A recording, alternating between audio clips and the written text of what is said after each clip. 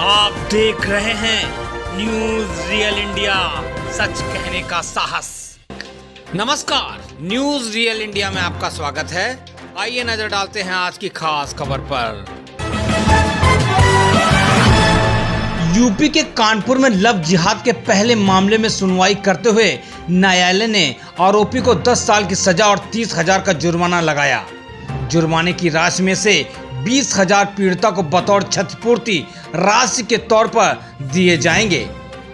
पूरा मामला बीते 15 मई 2017 का है, जहां जुही थाना क्षेत्र की रहने वाली कच्ची बस्ती निवासी किशोरी को जावेद नाम के एक मुस्लिम युवक ने खुद को हिंदू बताते हुए अपना नाम मुन्ना बताया।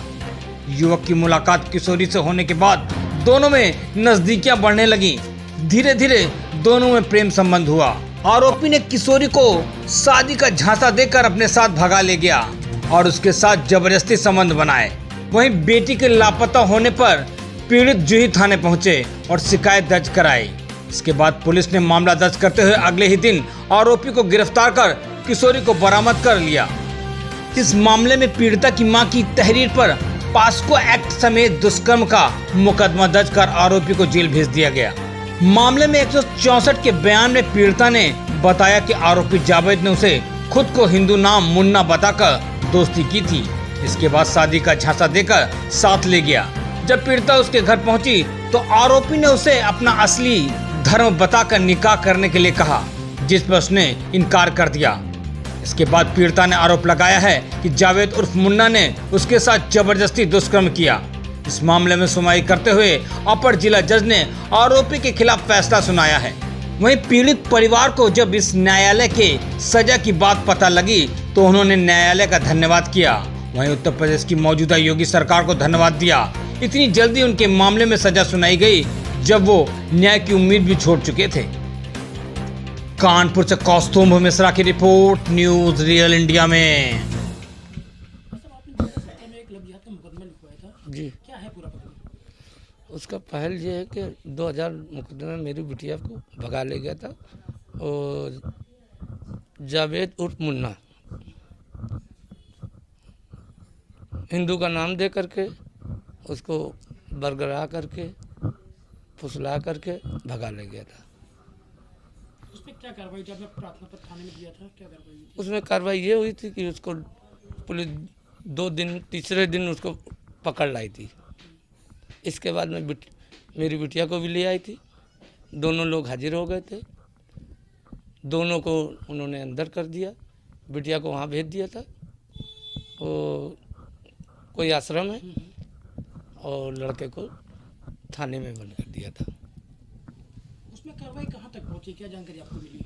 उसके कार्रवाई तो हमने बस 1 ही 2 साल हमने देखे वो जो चली है कार्रवाई, और भी हमारे जो वकील साहब थे उनकी वजह से। और जैसे वो जमानत के तौर पे बाहर आ गया तब से हम फिर उसकी तरफ देखा ही नहीं, क्योंकि दूसरी भी बेटी है हमारे पास। उसमें आज कोर्ट ने निर्णय सुनाया है, लड़का जावेद आरोपी, उसको 10 साल की सजा और कुछ रुपयों का वो दंड दिया गया है। अच्छा, ये तो मुझे मालूम ही नहीं था। और खास तौर से हम थोड़ा पैसे से वो हैं तो हमने वकील भी नहीं रखे बाद में। पहले तो रखा हुआ था वकील, अब तो मेरा वकील भी नहीं, जो मुझे नहीं पता चल जाता कि उसको आज सज़ा हुई है। आप लोगों के द्वारा मुझे खबर मिली कि उसको आज 10 साल की सज़ा हुई और 10,000 रुपये का जुर्माना हुआ। हम कोर्ट का, जज साहब का और यूपी के मुख्यमंत्री योगी साहब को बहुत बहुत धन्यवाद देना चाहते हैं और धन्यवाद करना भी चाहते हैं। 2017 में आपने एक मुकदमा लिखवाया जूही थाने में लव जिहाद का, जिसका आज निर्णय आया है।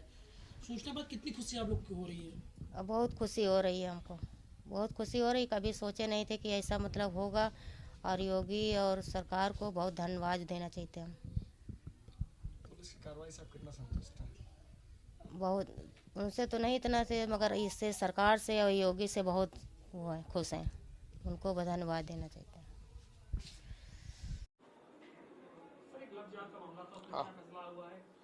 ये फैसला एडीजे 13 महोदय ने किया है, पवन श्रीवास्तव जी ने। वहाँ हमारे अजय प्रकाश सिंह, चंद्र प्रकाश शर्मा हमारे स्पेशल प्रोसिक्यूटर थे, एडीजीसी थे। ये मामला ऐसा है कि एक नाबालिग लड़की, हिंदू लड़की को एक जावेद नाम का व्यक्ति था जिसने मुन्ना बन करके एक लव जिहाद करते हुए उसको प्रेम पात्र ने फांसा, अपने आप को हिंदू धर्म नाम बताया मुन्ना, और उसके साथ प्रेम प्रसंग करते हुए उसको शादी के झांसा देते हुए उसका बलात्कार किया। जब बाद में जानकारी हुई उसके माता पिता को, तो माता पिता ने FIR लिखाई और पीड़िता बरामद होती है। पीड़िता को भगा के ले जाता है। पीड़िता जब बरामद होती है तो अपने 161 के 164 के बयान में मजिस्ट्रेट के सामने वो पुष्टि करती है कि मेरे साथ प्रेम प्रसंग का बहाना बना के अपने को मुन्ना नाम का बताते हुए और उसने मेरे साथ बलात्कार किया है, अपने आप को हिंदू धर्म का बताया है। जब उसके 164 के बयान मजिस्ट्रेट के सामने हो जाते हैं तो उस आधार पर उसमें 376, 3 500 और SC एक्ट की बढ़ोतरी होती है और उसका ट्रायल चलता है। उसका ट्रायल 17 जून 2017 को संज्ञान लिया जाता है और लगातार उसमें कोरोना काल के इतने जघन्य और इतना महत्वपूर्ण काल निपटाने के बाद भी उसमें 10 गवाह होते हैं। 10 गवाह होने के बाद उसमें सजा होती है।